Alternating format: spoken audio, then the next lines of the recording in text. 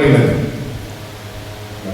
దేవుడు ఏది ఏమైనా కానీ ప్రతి దినమే క్రైస్తవ జీవితంలో చాలా విలువైనది. మరి దేవుని దృష్టిలో నిజమైన కాணிక, నిజంగా దేవుని దృష్టి, దేవుడు మనలోని ఏమి కోరుకుంటున్నాడు? మనమందరూ కష్టపడుతున్నాం, దేవుని సన్నిధిలో వస్తున్నాము, దేవుడిని కోరుకుంటున్నాము, దేవుడికి సేవకు ఇస్తున్నాము. మరి ఈరోజు వాక్యం మనకి ఏం బోధిస్తున్నాం? ఒక వ్యాపారి, ఒక వర్తకుడు వెళ్తుంటాడు, ఆ వంట మీద సామాన్లు వేసుకొని మరి తన కొడుకుతోని వ్యాపారం చేయడానికి వెళ్తుంటాడు. వెళ్తూ వెళ్తూ వెళ్తూ ఉన్నప్పుడు మరి ఎప్పుడు కూడా మనం మార్కెట్కి వెళ్ళినప్పుడు మన పక్క ఉన్నవాళ్ళు కానీ మన స్నేహితులు కానీ ఎదురు వస్తుంటాం. ఎదురు వచ్చినప్పుడు ఆ వర్తకుడు ఇట్లా ప్రయాణం నడుస్తూ ఉన్నప్పుడు వాళ్ళు ఆయనను అడుగుతారు, ఏమయ్యా ఈ ఇది క్యామల్ మీతో పాటు వెళ్తుంది, మరి దాని మీద మీరు ఎక్కి కూర్చోవాలి కదా, మరి ఆ ఎక్కి కూర్చోకుండా మీరు ఇట్లనే పోలీస్ లెక్కలు మీరు ఇట్లా వెళ్తున్నారు అంటే ఉన్నది దేని గురించి, ఏమైనా మైండ్ ఉందా అని ఆయనకు వీళ్ళు వ్యంగ్యంగా ఒక మాట పలుకుతారు. అవును కదా, అది కూడా కరెక్ట్ కదా అని ఆయన ఏం చేస్తారంటే ముందు తన కొడుకుని ఎక్కిస్తారు.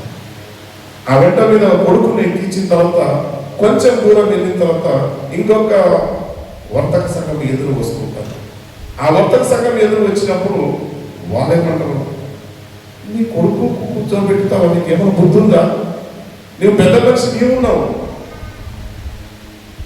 నీవు మరి నీవు కూర్చోవలసిన బదులు నీ కొడుకు కూర్చోబెట్టినావు అని. ఆ కూర్చోబెడితే కూడా వాళ్ళు దాన్ని కూడా వ్యంగ్యంగా చూస్తున్నాం, అది ఇది నాదే తప్పున్నది అని. మళ్ళా ఆయన కూడా అక్కడి నుంచి దిగుతాడు, ఆ కొడుకు దించుతాడు, తాను ఎక్కి కూర్చుంటాడు. తాను ఎక్కి కూర్చొని ముందు ప్రయాణం అయిపోతున్నాడు. మళ్ళా ఇంకొక టీం వచ్చేస్తుంది, వాళ్ళు అడుగుతారు, అంటే నీకు అసలు బుద్ధి ఉందయా, నీకు అసలు బుద్ధి ఉందా? ఎవరు నీ కొడుకుని నడిపిస్తారా? నీవు కూర్చోవాలి, నీ కొడుకు నడపాలా? నీ కొడుకు కూర్చోవాలి, నీవు నడపాలి, కానీ నీవు కూర్చొని నీ కొడుకు నడుపుతావు, నీకేమన్నా అసలు బుద్ధి ఉందేనా నీకు? మళ్ళా ఆయన మైండ్ అంతా బ్లాక్ అయిపోతుంది. ఆయన కూడా దిగుతాడు, కొడుకు కూడా దిగుతాడు. ఇద్దరు వంట అట్లా పెట్టుకొని ముందుకు వెళ్తున్నాయి. ఇంకొక వాళ్ళు వచ్చి ఆ ఊళ్ళో ఇంకొకరు వస్తారు, వాళ్ళు అనుకుంటారు, వంట ఉన్నది మీరు దాని మీద ఎక్కి తండ్రి కూడా ఇద్దరు కూర్చోడానికే కదా అని చెప్పి ఆ దాని కూడా వ్యంగ్యంగా చెప్తున్నారు. సోదరు ఈరోజు నేను ఎందుకు ఎగ్జాంపుల్ చెప్తున్నాను, మన జీవితంలో మనం అనేక పనులు చేసినప్పుడు అనేక మంది మిమ్మల్ని ఏలెత్తి చూపెడుతుంటాం. మీరు ఏ పని పెడితే, మీరు మంచి పని చేయండి మీకు దానికి వేలు పెడతాం, మీరు చెడు పని చేయండి మీకు దానికి కూడా వేలు పెడతాం.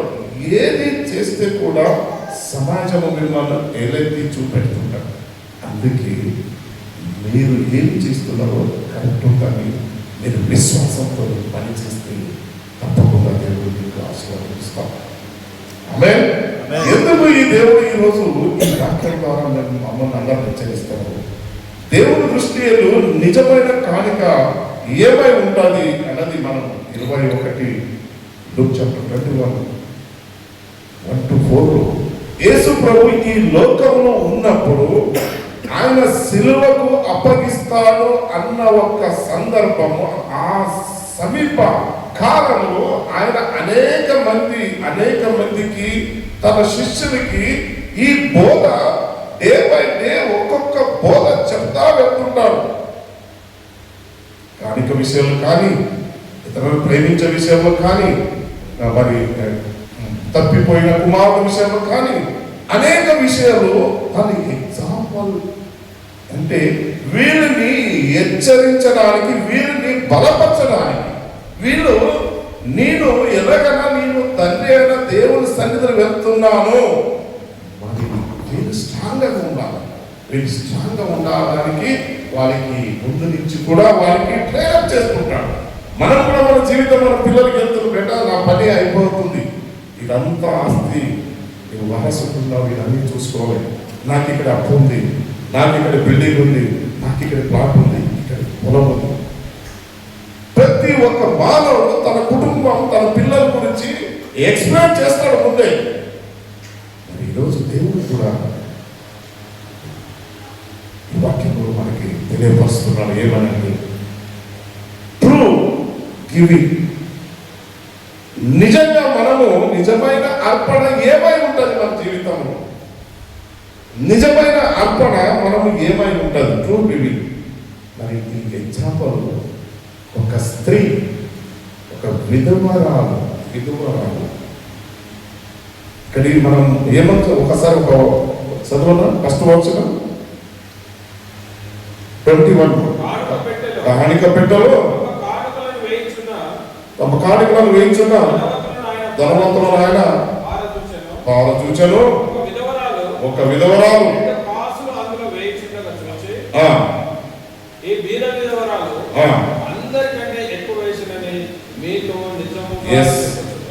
చూడండి, దేవుడు పరీక్షిస్తున్నాడు. అక్కడ దేవుడు పరీక్షిస్తున్నాడు. ఆ ఒక్క జెరూసలేము ఒక మందిరములో కాణిక పెట్టెలు మరి స్త్రీలు పురుషులు వేస్తున్నారు. ఆల్రెడీ మీరు అందరూ సినిమా కూడా చూసినా ఉన్నారు. ఆ పెట్టెలు వేసినప్పుడు విధవరాలు ఎవరికంటాము? మేబీ ఆమెకి హస్బెండ్ లేక ఉండొచ్చు. విడోస్ అంటే విధవరాలు, హస్బెండ్ లేక, పేద స్థితి ఉన్న కుటుంబం. ఆమె తనకి ఎవరు లేరు అనుకోండి. ఈరోజు ఆమె 2 కాసేసింది. ఆ ఒక కాణిక పెట్టెలో ఆమెకు ఉన్నది 2 కాసు.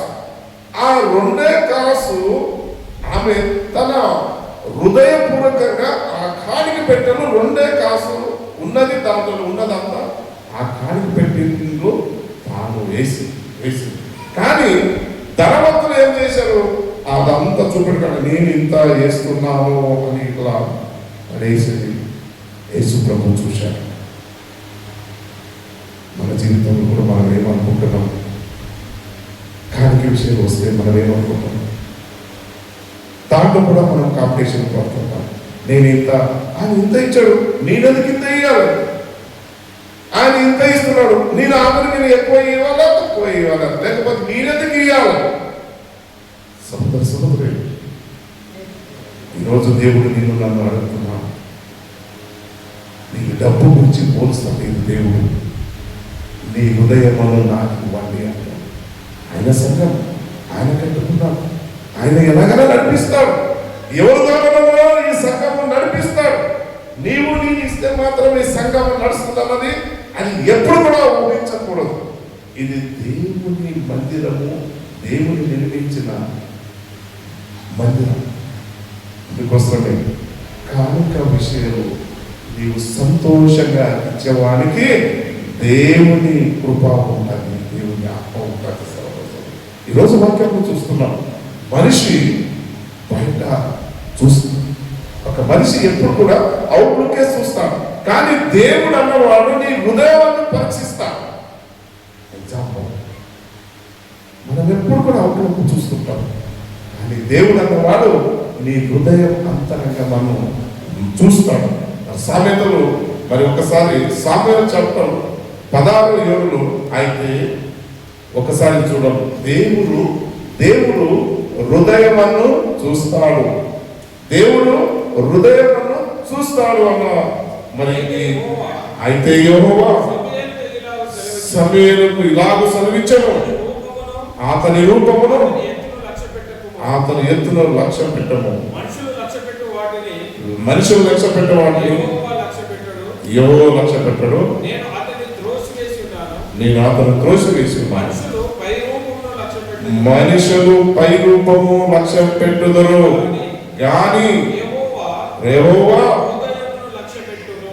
థ్యాంక్ యూ అయితే దేవుడు హృదయమును లక్ష్య పెడతాం, మనిషి అవుట్పుట్ని చూస్తాం. ఈరోజు వాక్యంలో మనకి దేవుడు సమయిస్తున్నాడు. దేవుడు హృదయమును చూస్తాడు. మనం అనుకుంటాం కొన్నిసార్లు మనల్ని ఎవరు చూస్తారో అనుకుంటాం, కానీ దేవుడు దృష్టి మన మీద, మన హృదయం మీద ఆయనకు ఉన్నది, చూసుకుంటాడు. సామెతలు 3:9 నీ రాబడి అంతటిలో ప్రథమ ఫలమును నీ ఆస్తులు భాగమును ఇచ్చి యెహోవా కనపరచును. నేను ఇది చాలా ఆలోచన చేసిన ఈ వాక్యం ఆలోచన. నీ రాబడిలో అంతటిలో ప్రథమ ఫలమును నీ ఆస్తులు భాగమును ఇచ్చి యెహోవాను ఘనపరచును అన్న ఆలోచన కలిగింది నాకు.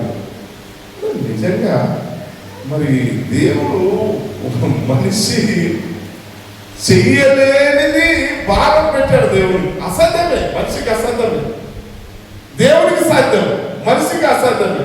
ఈరోజు మన సంఘంలో కానీ ప్రతి ఒక్కరు మనం తెలుసుకోవాలంటే, ఈరోజు నేను 1000 రూపాయలు సంపాదన చేస్తున్నాను. ఆ 1000 రూపాయలు మనము దేవుని భాగం ఒక 10% అయితే 1000 రూపాయలు 100 రూపాయలు నాది కాదు అని మనం ఎవరైనా నిర్ణయిస్తుంటున్నాం. నేనే నిర్ణయించుకుంటాను. ఎందుకంటే when you are 100% believe on God, నీవు ఎప్పుడు 100% దేవుని మీద ఒక బలమైన విశ్వాసం ఉంటాము, ఆ రోజే దేవునికి ఇవ్వాలి, దేవుని సేవకు జరగాలి, దేవుని పనిలో నడవాలని నీవు ఏ రోజు నీవు నిర్ణయించుకుంటావో ఆ రోజే నీ కుటుంబంలో, నా కుటుంబంలో అద్భుత కార్యాలు జరుగుతాయి. వాళ్ళు ఇవ్వట్లేదయ్యా, నేనెందుకు ఇవ్వాలి? వాళ్ళు చేయట్లేదు, నేనెందుకు చేయాలి? ఎప్పుడు ఒక్క మనిషిని ఒక్కరిని కంపేర్ చేసుకుంటామో, ఆ కంపేర్ చేసినప్పుడు మనమే లూజ్, అంటే మనమే పోగొట్టుకుంటాము. కానీ తలాంతులు, దేవుడిచ్చే తలాంతాలను పోగొట్టుకుంటాము. సోదరి ఈరోజు నేను ఆలోచన చేయాలి. మరి అంతటిలో ప్రథమ ఫలం మరి మనం చూస్తున్న ప్రథమ ఫలం ఎవరికి ఇస్తున్నాం? మనం ప్రథమ ఫలం ఇస్తున్నామా? మన జీతం వచ్చినప్పుడు దేవునికి 10 రూపాయలు, ఇప్పుడు 10,000 జీతం ఉన్నది అనుకోండి, 1,000 రూపాయలు మనం తీసి పేదలకు కానీ దేవుని సంఘము కానీ మనం ఏనానికి ఇష్టపడుతున్నాము? ఇది బోధించాలి సంఘంలో, ఇది చెప్పాలి, అది మన బాధ్యత. మీరు దేవునికి ఇవ్వండి, కైసరి ఇవ్వండి అన్నారు. మరి మనం దేవునికి ఏమన్నా? దేవుడు సర్వం సృష్టించిన ఆయన, సర్వము ఆయన తెలిసిన ఆయన.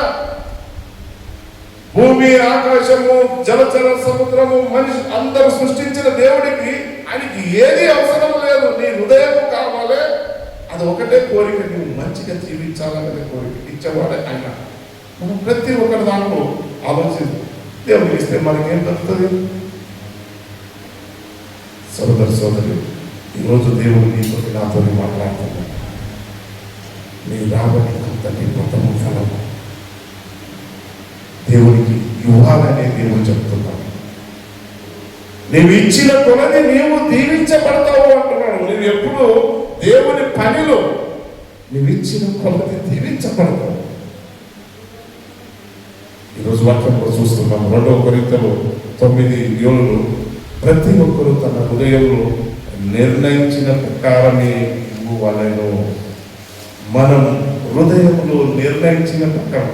ఈరోజు మనం అనుకుంటాం దేవుని సంఘానికి మనం ఏదో ఒకటి పని చేయాలి, ఏదో పని చేయండి, కాలిక విషయాలు అన్నది కాదు.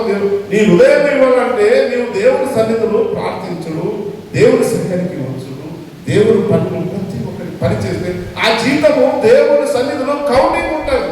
నువ్వు ఏ పని చేస్తే కూడా దేవుని దృష్టిలో కౌంటింగ్ ఉంటుంది అన్నది ఇది మీరు గ్రహించాలి. సోదరి దేవుడు మనకు ఆరోగ్యం ఇచ్చాడు, శక్తి ఇచ్చాడు, బలం ఇచ్చాడు. ఆయన కృప ఇవన్నీ ఇచ్చాడు కాబట్టి మనం ఆయనను స్తుతించాలి, ఆరాధించాలి. కానీ మనలో ఎలా ఉంటాయంటే ఒక్కరు చూసి ఒక్కరు మనం ఈర్షపడుతున్నాం, ఒక్కరు చూసి ఒక్కరు మనము దుఃఖపడుతున్నాం, అసూయపడుతున్నాం. కానీ ఈరోజు నీకు దేవుడు వాక్యం ద్వారా హెచ్చరిస్తున్నాడు, నీ హృదయము నాకు ఇవ్వాలి. నీవు దేవుని దృష్టికి నిజమైన కాணிక మీ హృదయము నాకు ఇస్తే నేను మిమ్మల్ని దీవిస్తాను, ఆశీర్వదిస్తాను అంటున్నాను. మరి చూస్తున్నాం మనం దేవుడు ఎంత రెండవ వచ్చిన ఒకసారి చదువుతాం. మీ మనసు సిద్ధమై ఉన్నదని నేను ఎరుగును, అందువలన సంవత్సరం నుండి అక్కయ్య సిద్ధపడి ఉన్నదని చెప్పి నేను మిమ్మల్ని గురించి మాసిదోనియ వారి ఎదుట అతిశయపడుచున్నాను. ఓకే, మీ ఆసక్తిని చూసి అనేకులు ప్రేరేపించబడింది. మీ ఆసక్తి చూసి అనేకులు ప్రేరేపించబడి వాక్యంలో మనం చూస్తున్నాం. రెండోదానికి మనం త్యాగం ఉన్నది నిజమైన కాணிక. త్యాగం అంటే ఏంటి అంటే ఎగ్జాంపుల్ చెప్తున్నాం. మనం అనేకసారి మిగిలినదే ఇస్తాం. అది మనకి ఎక్కువ అయిందే ఇతరులకి ఇస్తాం. మనం ప్రథమ ఫలం ఇవ్వం. మనకి కడుపు నిండిన తర్వాత మిగిలింది ఏదైనా కొంచెం మిగిలితే దానధర్మం చేస్తాం. ఇది సర్వం మిగిలిన ఇవ్వడం కాదు. దేవుని దృష్టిలో విలువైన దాన్ని ఇవ్వడమే దేవునికి ఇష్టం. మిగిలిందంటే ఈ నెల మనకి 50,000 జీతం వచ్చింది అనుకోండి. 50,000 మనం అన్ని ఖర్చు పెట్టుకొని అయ్యా నాకు ఈ నెల నాకు 2,000 మిగిలింది. మిగిలిన దానికే మనము ఇవ్వడానికి ఆశిస్తాం. కానీ దేవుడు ప్రథమ ఫలము నాకు ఇవ్వండి అంటున్నాడు. ప్రథమ ఫలం ఈ 10,000 జీతం వస్తే 1,000 రూపాయలు నువ్వు పక్కన పెట్టి నీవు దేవుని సన్నిధిని కలిగి, లేకపోతే బీదలకు, లేని వాళ్ళకి, దరిద్రులకి, వారికన నీవు దానం చేయండి. అది వారికి నా పేరు మీద నీవు ఒక్క లోటు నీరు నీవు అందిస్తే అది నాకు కూడా చేసిన వాడు అవుతారు. ఈరోజు మనం తెలుసుకోవాలి సోదరు రోమ్ చాప్టర్ 12:1 మీ శరీరము సజీవుగా బలిగా అర్పించండి. అది మొత్తం చదవడం. మీ శరీరం కాబట్టి సహోదరులారా పరిశుద్ధమును సజీవ యాగముగా మీ శరీరము ఆయనకు సజీవ యాగముగా సమర్పించుకోండి. దేవుని వాత్సల్యం బట్టి మేము బతుకులాడుకుంటున్నాము. మీ శరీరము మీ సజీవ యాగముగా మీ శరీరము దేవుడు ఇచ్చాడు. He has given gift to all of you. ఈ శరీరం అనేది దేవుడు మీకు కళ్ళు, మూకు, కాలు, చేతులు ఇవంతా ఆరోగ్యం ఇచ్చాడు. నీవు దేవుని స్తుతించాలి. ఈ శరీరము చెడు కార్యాలు మీరు వెళ్ళకూడదు, చెడు కార్యాలు మీరు చేయకూడదు, చెడు ఆలోచన చేయకూడదు, చెడు చూడకూడదు, చెడు నిందలు వేయవద్దు, అన్యాయంగా మనము పనిచేయవద్దు. ఈరోజు దేవుడు మాట్లాడుతున్నాడు.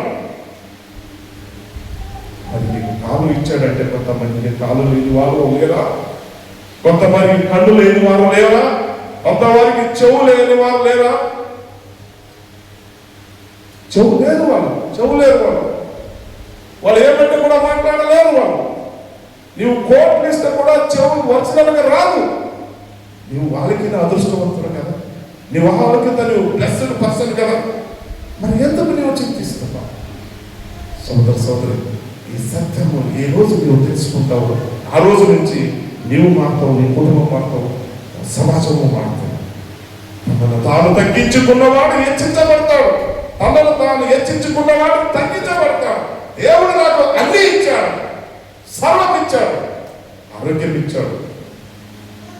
బీపీ షుగర్ వస్తే నువ్వు అన్నది తెలియదు, బీపీ వస్తే నువ్వు ఆలోచన చేయదు, సరిగ్గా భోజనం చేయదు. ఇవన్నీ అనారోగ్యంతో ఎంతో మంది ఎన్ని కోట్లు వచ్చి కూడా they are not happy persons. మీకు అంత ఆరోగ్యం ఇచ్చారు, అన్ని తింటారు, అన్ని నిద్రపోతారు, అంతా సక్రమంగా దేవుడితో మీ శరీరంలో ఉన్న అవయవాలలో పని చేస్తున్నాయి.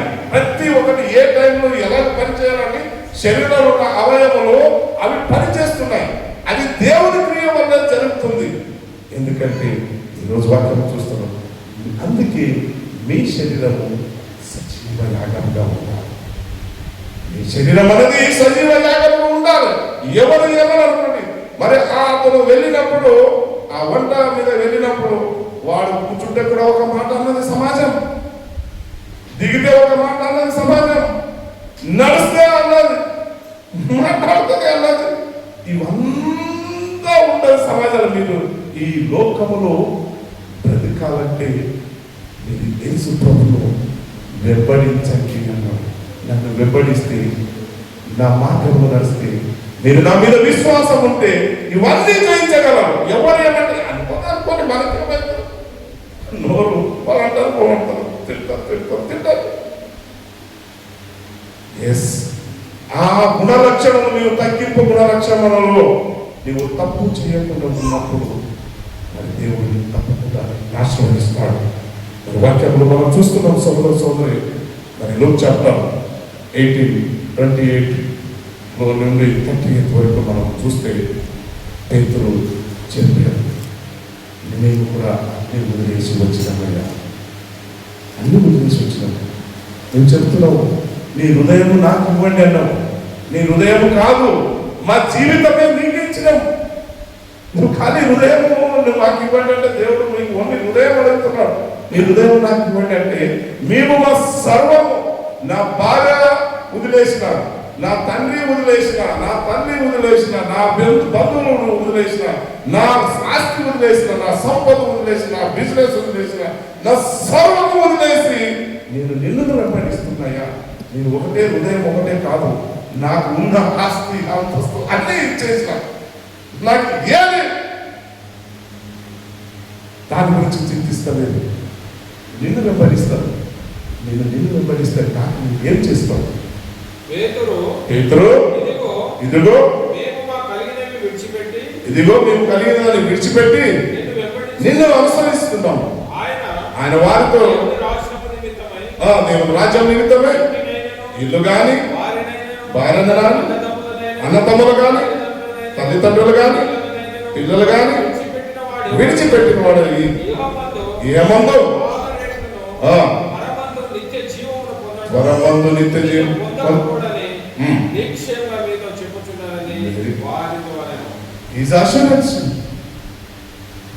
అయ్యా. మేము సంఘంకి వస్తున్న ఏమున్నదయ్యా? సంఘంలో మనకి ఏం లాభం ఉందయ్యా? వారం సంఘంకి వస్తున్నాం, మనం ఏమైనా చేంజెస్ అవుతున్నామా? 100% చేంజెస్ అవుతున్నాము. ఎందుకు చేంజెస్ అవుతలేము?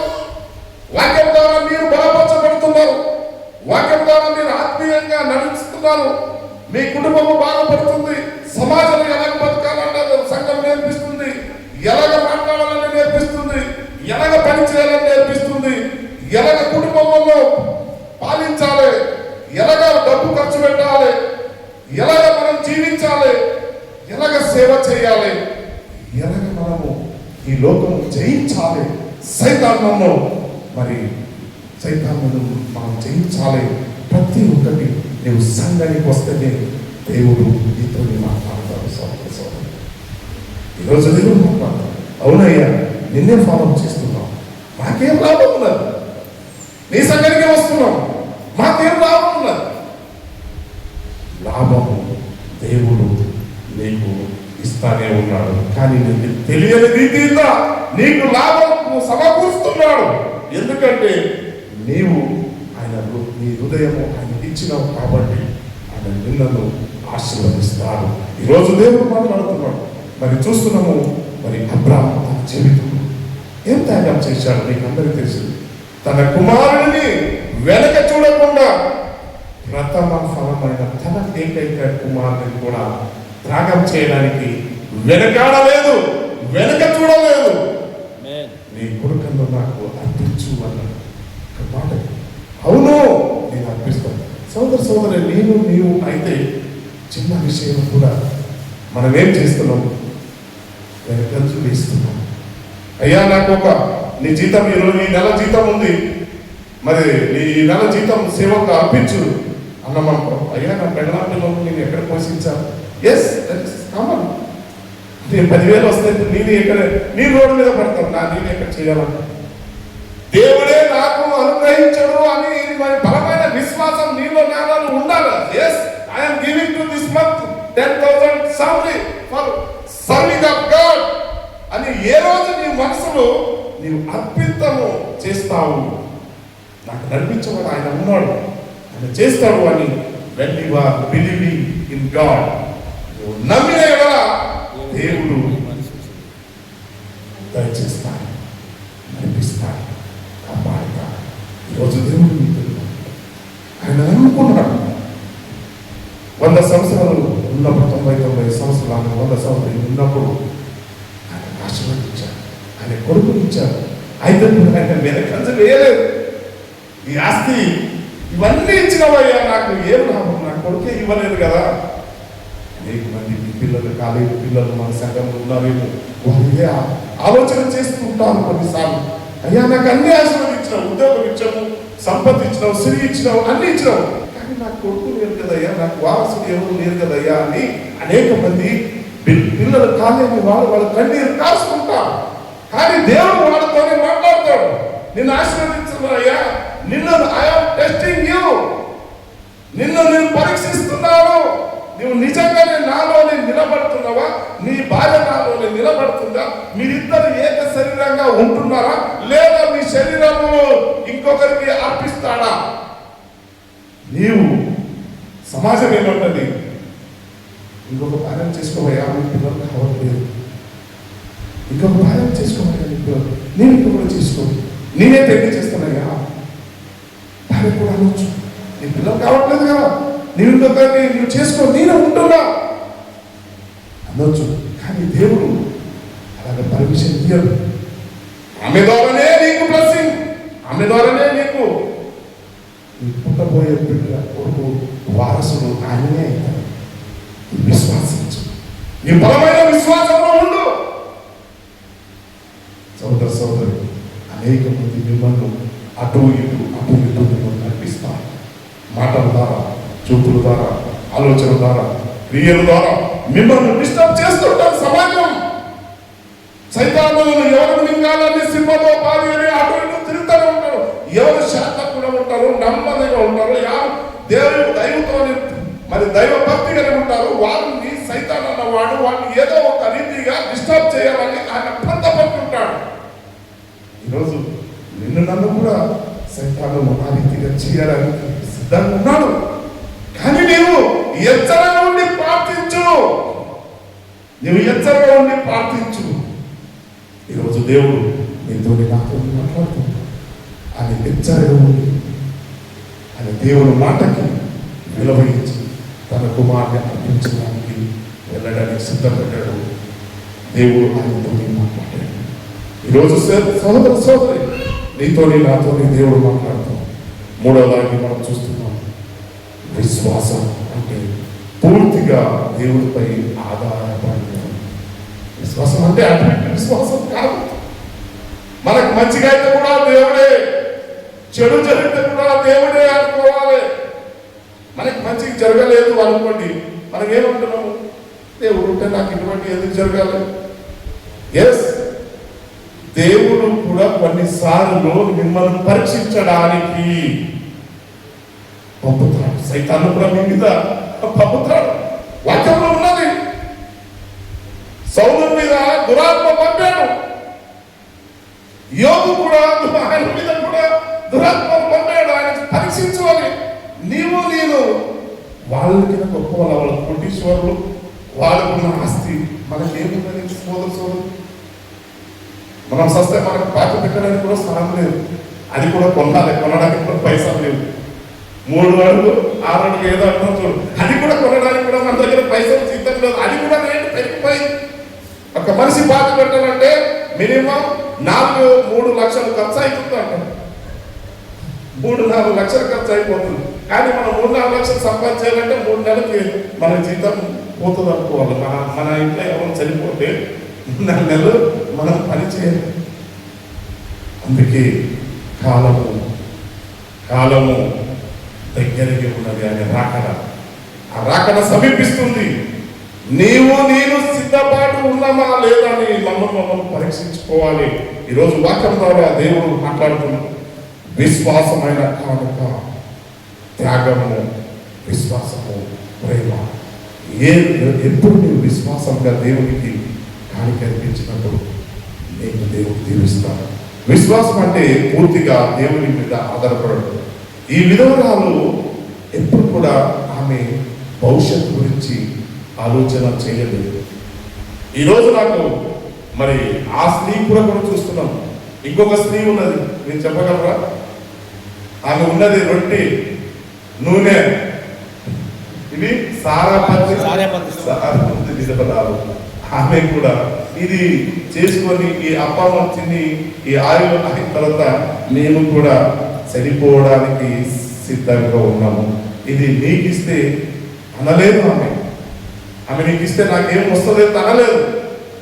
ఇదే లాస్ట్ అయినా మీతో పాటు మేము కూడా సిద్ధంగా ఉన్నాము అని అన్నాలే.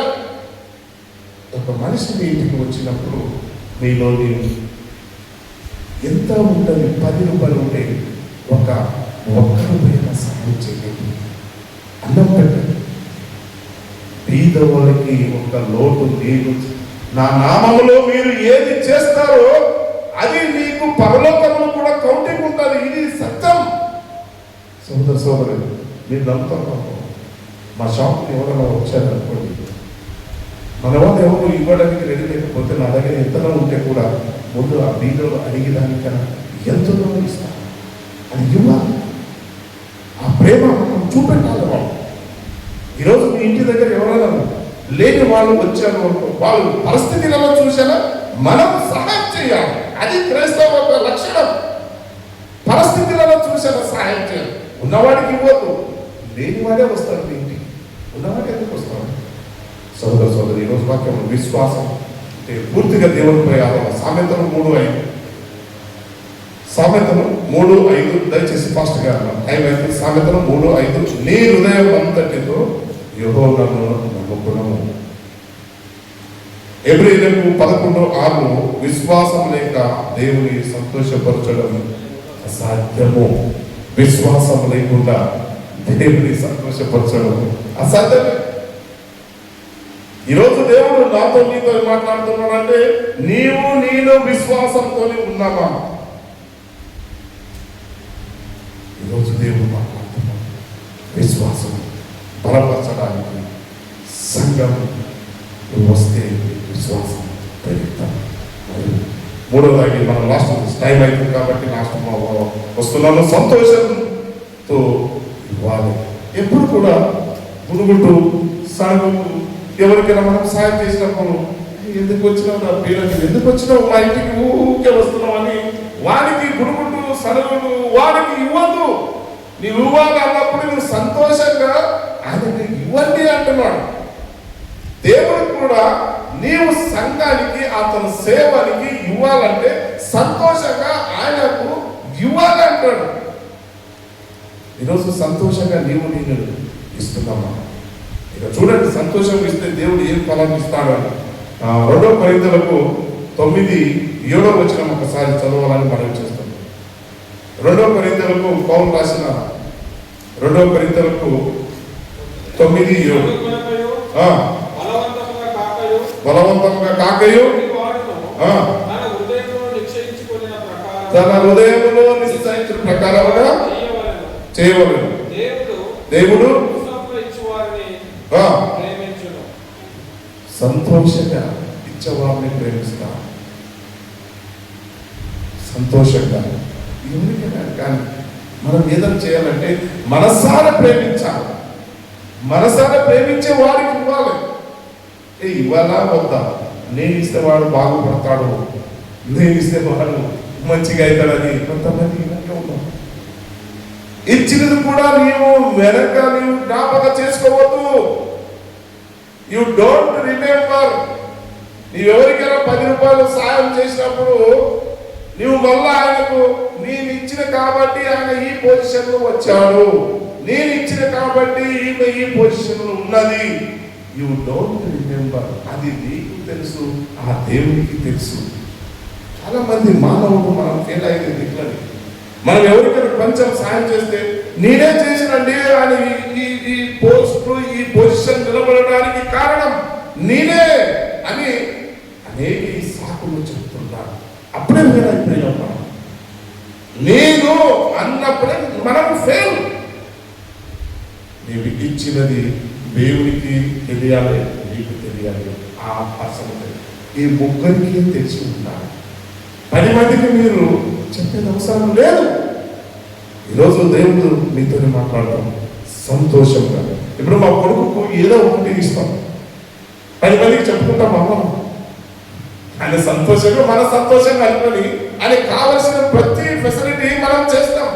మనం అందామని మా బాబుకి ఇది ఇచ్చిన, నా బాబుకి ఇది ఇచ్చిన చెప్తాం. నీ బాబు నీవు ఇచ్చినావు, మాకే చెప్తావయ్యా, అంతే కదా. మరి జీవితంలో కూడా మనం కూడా ఎవరికైనా దానం ధర్మం చేస్తే చేసిన తర్వాత అది మర్చిపోవాలి. ఈరోజు దేవుడు మీతో మాట్లాడుతున్నాడు. సోదరు చిన్నదైనను నీవు దేవుని దృష్టికి అది గొప్పది. నువ్వు చిన్న చిన్న విషయము నీవు చేసినది దేవుని దృష్టికి అది గొప్పది. మత్తయి 10:42 ఒకసారి చూద్దాం, క్లోజింగ్ వస్తాను. 10:42 మత్తయి చాప్టర్ 10:42.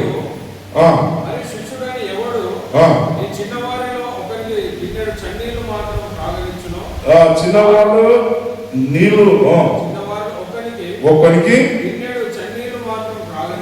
తాగనిచ్చను.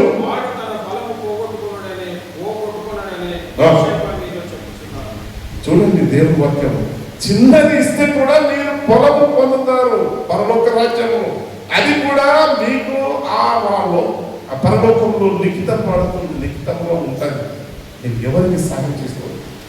ఇప్పుడు దేవుని మందిరంలో నీవు ఏమి సహాయం చేసి ఉంటావో అది ప్రతి ఒక్కటి కూడా నీ పేరు అలా పరలోకంలో లిఖితపడి ఉంటుంది.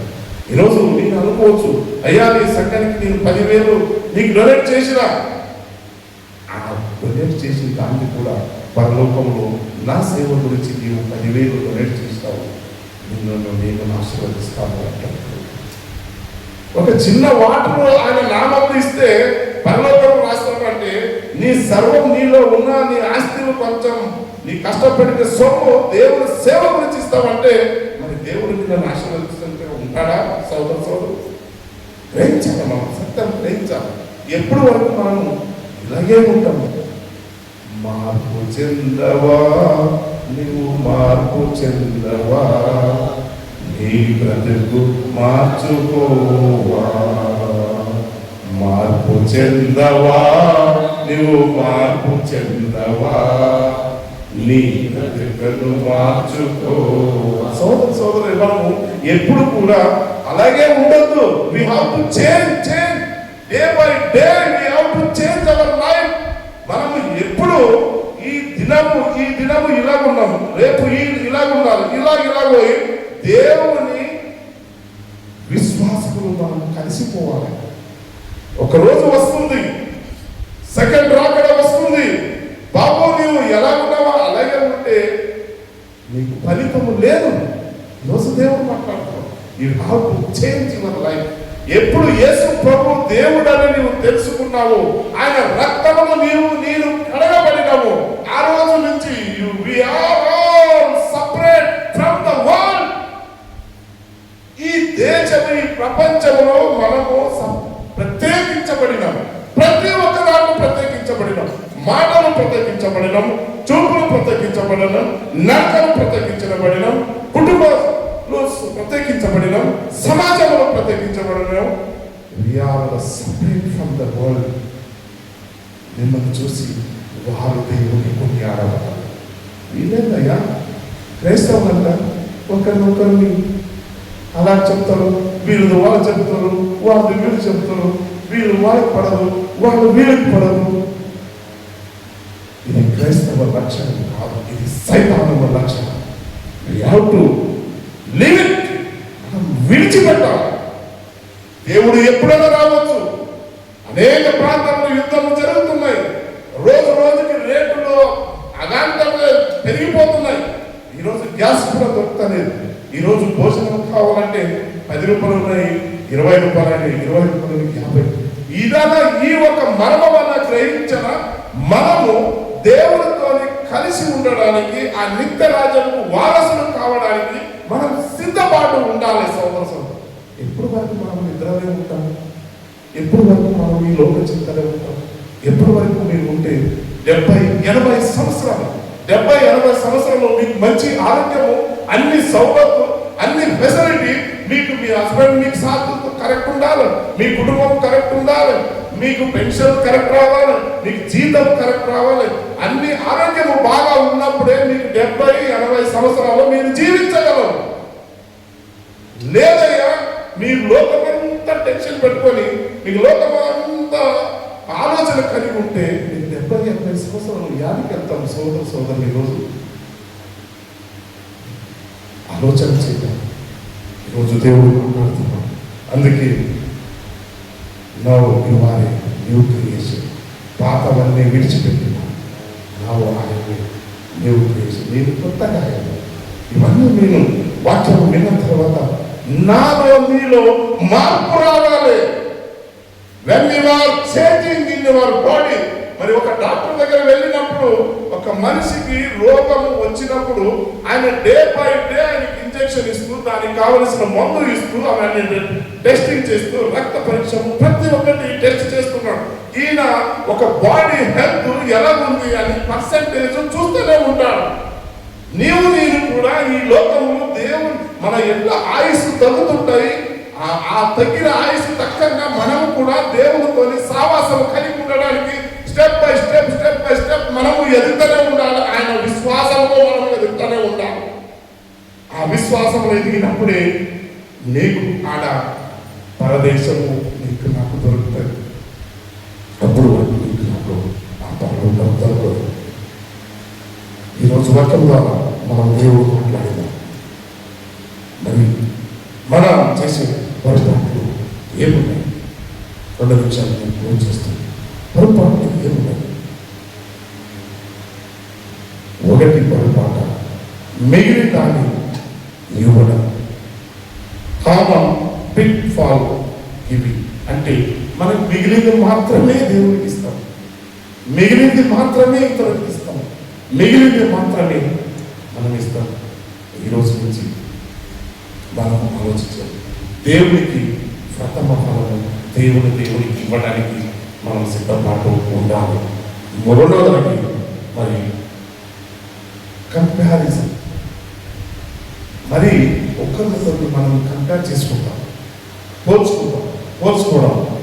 నేను ఇలా ఉన్నాము, నేను ఇలా ఉన్నాము, నేను ఇంత ఇస్తున్నాము, నేను ఇంత ఇస్తున్నాను, నేను తక్కువ ఇచ్చినాము, నీకు తక్కువ విలువ, నేను ఎక్కువ ఇచ్చినాము, నేను ఎక్కువ విలువ, నా సంఘంలో నేను 10,000 నేను టైత్ ఇస్తున్నాను, నాకు మొదటి ప్రయాణం కావాలి, నేను సంఘంలో ఇదంతా చేస్తున్నాను.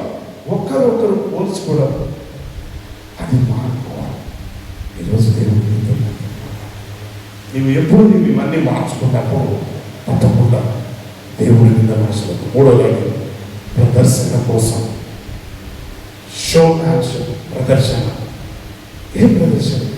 ఆయన పాట పాడుతున్నాడు, ఆయనకైనా నేను మంచి పాట పాడాలి, ఆయనకే నా ఎందుకు ఇచ్చారు, నాకు ఎందుకు ఇయ్యారు, ఆయననే గొప్పడా, ఆయననే పాట పాడేవాడా, ఆయననే ప్రార్థన చేయవాడా, ఆయననే నన్ను నీవు తగ్గించుకోవాలి. షోమాన్షిప్ కాకూడదు. దేవుడు నీ హృదయం నా హృదయం ఎదిగిన వాడు ఉన్నాడు. ఈరోజు అది నేను విడిచిపెట్టాను. దేవుడు ఛాన్స్ ఉంటే దేవుడు నేను పిలిచినప్పుడు ఆటోమేటిక్ నన్ను వాడుకుంటాడు, ఏదో రీతిలో నన్ను వాడుకుంటాడు. అందుకోసం ఈ ఒక విడిచిపెట్టాలి. ప్రదర్శన కోసం షోమాన్షిప్ అన్నది వదిలిపెట్టాలి. మన జీవితంలో ప్రాక్టికల్గా మన జీవితం ఉండాలి. ఈరోజు వాక్యంలో మనం సెలవించిన ప్రకారం నీవు సజీవ యాగంగా దేవుడికి ఉంటే దేవుడు నన్ను ఆశీర్వదిస్తాడు. దేవుడి వాక్యములను దీవించి ఆశీర్వదించును గాక. ఆమేన్.